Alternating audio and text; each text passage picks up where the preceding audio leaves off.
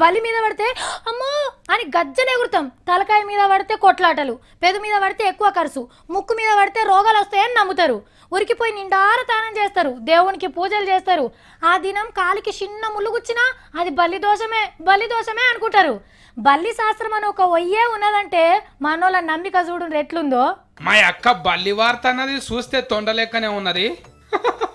చిత్రంగా ఉన్నది కదా, ఫెయ్యంతా జాజురాంగి వేసుకొని సున్నం బొట్లు పెట్టుకున్నట్టున్నది, అట్టకంటుకున్నది, కదులుతలేదు మెదులుతలేదు, మంచిగా బజ్జుకున్నది. కానీ గీ బల్లీలు ఎంతనో చెప్తే బల్లి గుడ్ల లేక మీకు అనుగుడ్లు తెరుస్తారు మళ్ళా ఉత్త 20 కోట్లే. మళ్ళా చెప్తున్నా నుండి 20 రూపాయలు కాదు, 20,000 కాదు, 20 లక్షలు కాదు, 20 కోట్లు. ఊకో సత్తి, అన్ని అబద్ధాలు చెప్తున్నావు. బల్లికి గన్ని పైసలు ఏంటిది? ఇదేమన్నా బంగారు బల్ల అంట సీఫ్గా తీసి ఫరేకుంది. గా కంచిలో బంగారు బల్లిని ముట్టుకుంటే మంచిగా అవుతుంది అంటాను బతుకుల నమ్మిక. సేమ్ గీ బల్లి కూడా గంట పొగరు ఉంటుందంట. 1 కోటికో 10 కోట్లకో ఒక్క బల్లి గిసొంటిది ఉంటుందంట భూమి మీద.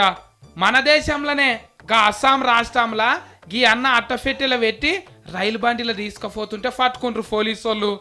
అన్ని ఎడ దొరకబట్టిండో ఏమో గాని ఒకరికి అమ్మతాందుకు గొండబోతుంటే దొరికిండు. ఎంత ఫన్ అయిపోయారా, జర్రంతలో 20 కోట్లు మిస్సింగ్ అయిపోయి. పాపం ఇంట్లోకెళ్ళి వస్తాప్పుడు ఇంకో బలి గిట్ల మీర పడరో, బలి దోషంతోనే పోలీసులకు దొరికినట్టున్నాడు.